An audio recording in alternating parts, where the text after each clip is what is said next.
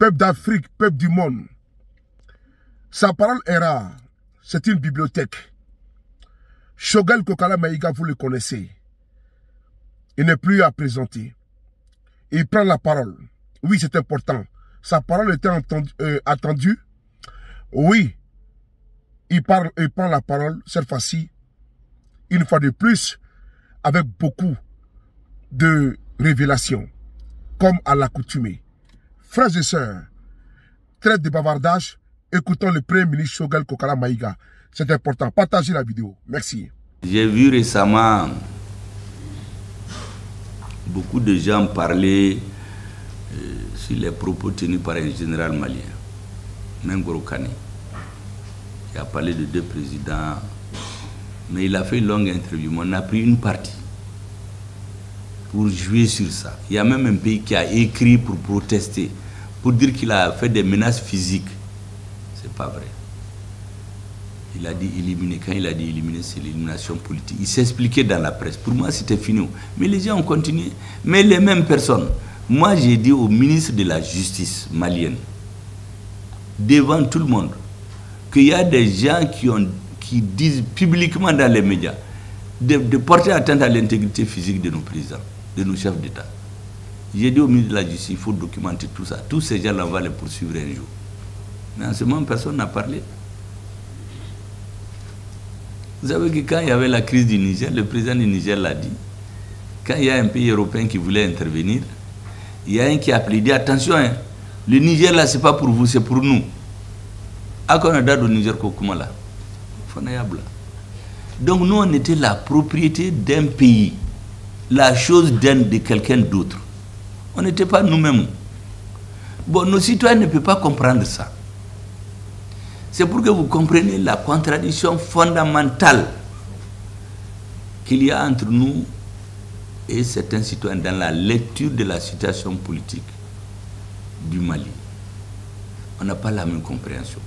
Tant que le Mali ne retrouve pas son unité, son intégrité, ses capacités de décision, on n'avait pas de pays. Aujourd'hui, on a constitutionnalisé ces principes-là. Le président les a édictés, on les a mis dans la Constitution. Si tu veux travailler avec nous, il faut respecter notre souveraineté. Le terme laissé en plein vol qui est devenu célèbre là, vous savez d'où c'est venu? Quand vous êtes dans un avion, vous arrivez en plein dans l'air, on ouvre la fenêtre, on vous dit de sortir. Ça c'est l'abandon en plein vol. Mais on a un pays avec lequel on a des accords militaires. On nous interdit d'acheter des lunettes à vision nocturne. On ne peut pas acheter des hélicoptères. Si on sait l'argent, il y a des cadres qui volent ça en entente avec eux. On achète des avions de transport. On les bloque dans un pays. Mais on nous a abandonnés en plein vol. On ne peut rien faire. Nous sommes partis vers les Russes. Chez les Russes, on ne peut pas faire de pression sur eux. C'est ce que ça explique. Il n'y a rien d'autre là-dedans. J'ai dit qu'on nous a laissés en plein vol. Quelqu'un nous a donné un parachute en coup de route. On a pris ça pour amortir le choc. C'est tout. Et ça, quand on le faisait, il faut mâcher. Parce que si on était venu débattre, là, même dans nos partis, là, on va nous mettre à minute. Hey, ça, c'est pas bon, c'est pas diplomatique. Ce discours-là, vous pouvez demander au moment de mon cabinet. Personne ne l'a vu ici. Personne. Sauf le conseiller que j'ai appelé chez moi. J'ai dicté les éléments, il a fait. J'ai dit d'ajouter cette histoire de plan vol. C'est pas diplomatique. Seulement, j'étais investi de la confiance du président. Il m'a dit que vous savez ce que les Maliens veulent. C'est pourquoi j'ai dit à certains, je n'ai pas pris un katakatani pour aller à New York. C'est le président qui m'a envoyé. Donc si le président ne m'a pas envoyé, je n'allais pas partir où. Moi, je suis suffisamment lucide pour ne pas détacher le succès de cette parole-là à la décision du président. C'est lui le chef. Moi, je ne suis pas allé en katakatani, j'ai pris un avion pour aller. Mais on vient ici, c'est pourquoi quand j'ai quitté New York, depuis que mes collaborateurs m'ont dit que les gens s'apprêtent à m'accueillir, j'ai dit, hey, on va dire l'homme politique, il a commencé. Hein. Il est très populaire maintenant, il va chez lui, il va commencer. J'ai dit, moi je vais chez le président à Koulouba. C'est lui qui m'a mis en mission là. Je ne suis pas allé à Raïda pour chercher un katakata ni pour aller à New York. C'est lui qui m'a autorisé. De l'aéroport, je suis allé chez lui, Kaboya Dakar. Mais les gens sont venus, vous voyez celui-là, il est en train d'encenser les militaires, il fait le flag honneur. Moi, je ne fais le flag honneur pour personne. Mais je le fais pour l'intérêt du Mali. Je vous jure que si ces militaires n'étaient pas venus pour nous délivrer, les politiques seuls ne peuvent rien. De la même manière que eux seuls là, s'il n'y avait pas de politique qui créait la situation objectivement, il ne peut pas se lever des casernes et venir qu'ils vont enlever le pouvoir. Où tu sais? C'est pourquoi j'ai dit aux gens, la transition, la marche sur deux pieds. Il y a le volet politique et le volet militaire. C'est les deux qui ont fait qu'on a tenu. On a fait d'abord les assises qui ont déterminé les orientations de la transition. Mais si l'armée n'avait pas porté le fer dans le camp des terroristes, tous nos discours là, c'est zéro. Et tout ça, il a fallu qu'il y ait un président qui nous donne carte blanche sur le plan politique, qui suit les armées. On a un président, on a un ministre de la Défense, on a un chef d'état-major, on a des chefs militaires qui réorganisent l'armée. Ce sont les mêmes militaires pourtant.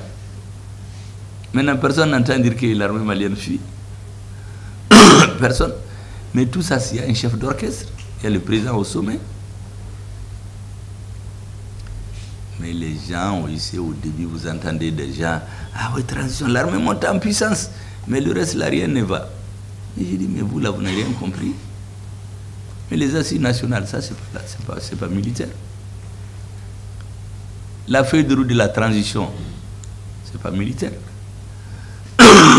L'organe unique, c'est pas militaire.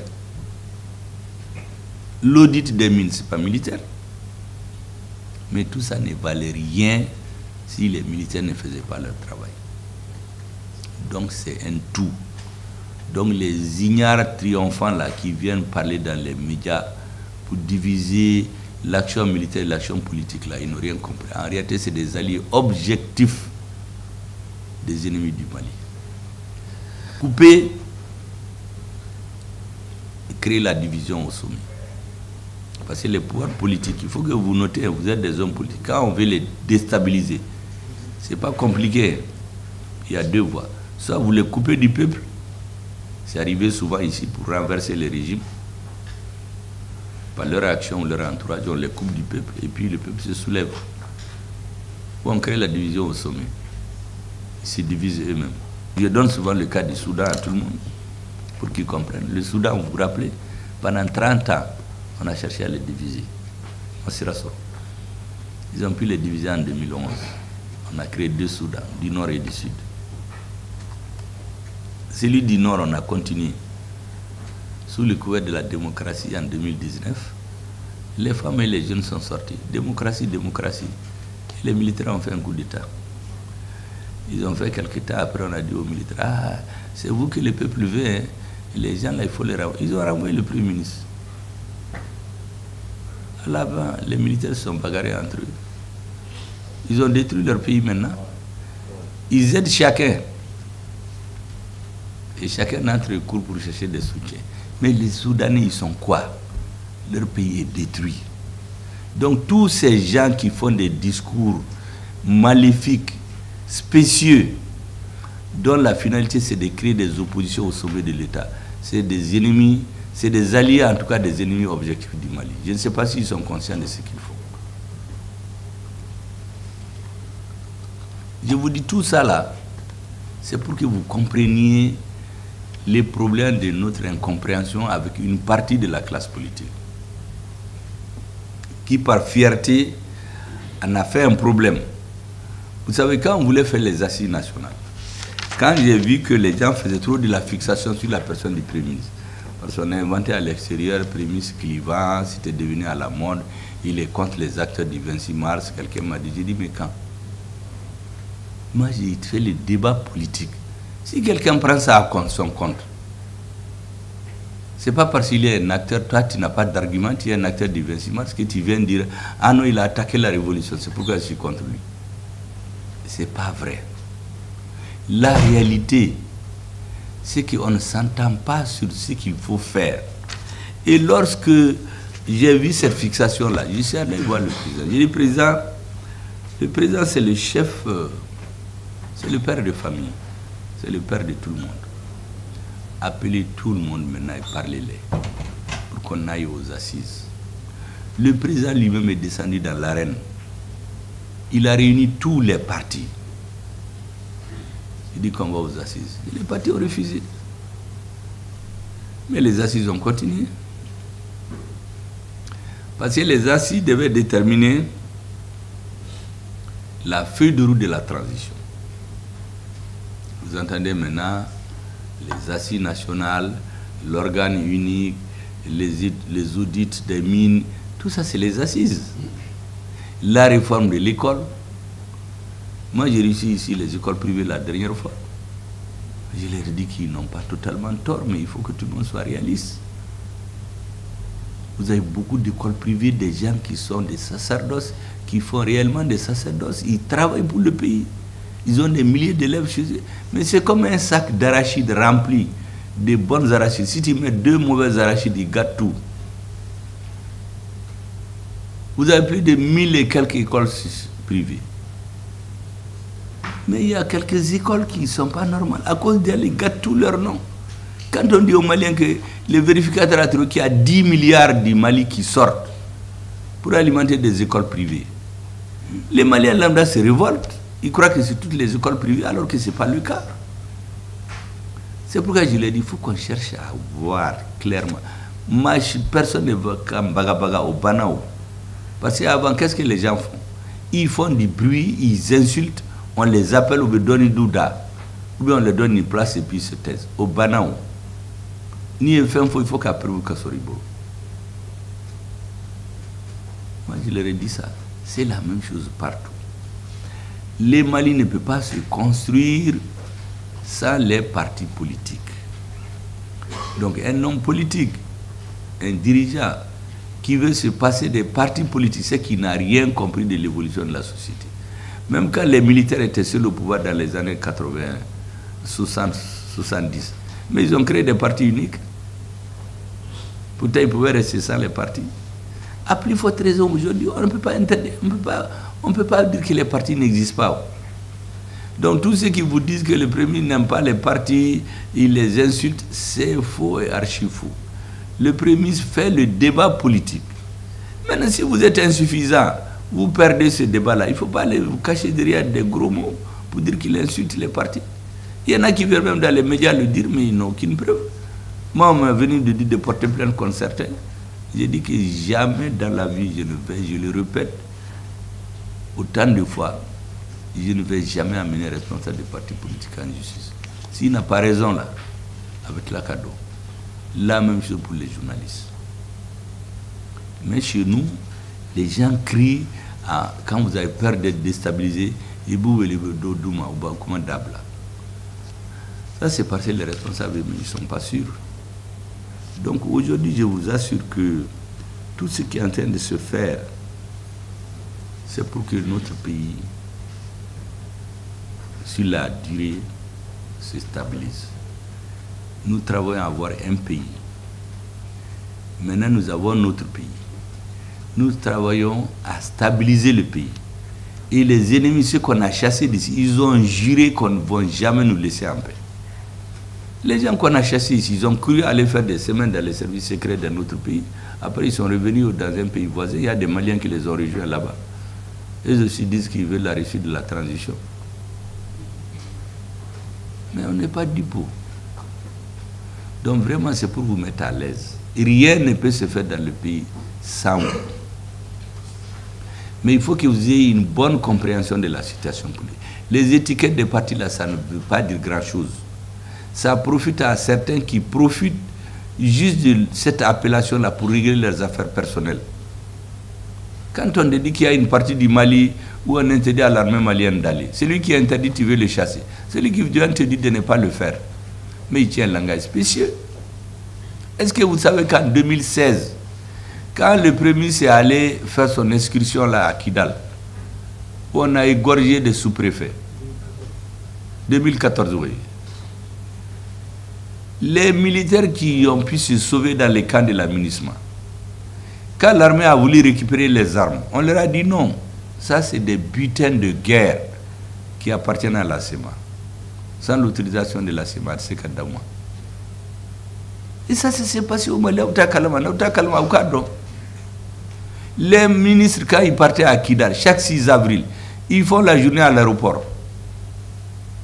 Si on donne certains ont des places dans les avions, certaines fois la journée, le soir, on leur dit de retourner que place Massoro. C'est comme si c'est des Dourini qui vont à chose.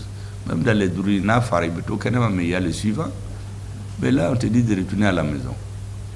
Ou bien il y a des ministres qui rentrent, on dit il ne faut pas sortir avec le drapeau du Mali, là, il faut le plier et mettre dans votre sac. On fait des défilés militaires, des diplomates vont, des militaires font les garde à vous. Il y a une année là, je ne me rappelle pas de la date parce que j'ai noté dans un cahier, il y a quelqu'un même, un fonctionnaire qui a souhaité la bienvenue à la délégation malienne à Kidal. Mais on a vu tout ça. Les Maliens semblent oublier tout ça. Ces humiliations-là, moi je les ai notées et le gouvernement s'en est occupé. Nous les avons lavés. Maintenant, les autres difficultés d'ordre économique, il faut qu'on s'en occupe.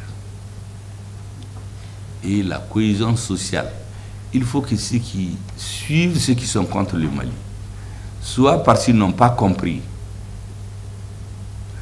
soit parce que certains ont des intérêts. Vraiment, il faut laisser. C'est l'intérêt du Mali qui paye. Je vous assure que si le pays est bien organisé, chaque enfant va travailler pour lui-même. J'ai dit ici, moi j'ai des conseillers à l'extérieur. Il y a un conseiller qui a été à la bourse des valeurs d'un pays occidental. Il y a un pays qui est venu présenter la quantité d'or qu'il a importé du Mali. On a comparé ça à ce que j'ai... Parce que ici j'ai demandé d'avoir le chiffre de la quantité d'or qui a été exportée dans ce pays. Quand on m'a donné, j'ai fait la différence entre les deux. Est-ce que vous savez que la différence, c'est le budget malien? Donc, le budget du Mali est parti dans le vol. Ça veut dire que si l'État récupère tous ses biens, il peut améliorer les conditions de vie des Maliens. Je vous dis qu'au nord, on a sorti des milliards pour faire des forages, des routes. Il n'y a rien. On sort de l'argent du budget tous les ans pour entretenir des routes qui n'existent pas. Mais c'est dans ce système que nous étions. Les gens ne veulent pas qu'on dise cette vérité. Mais n'oubliez de dire ça pour avancer. Si on ne le dit pas, on ne peut pas avancer.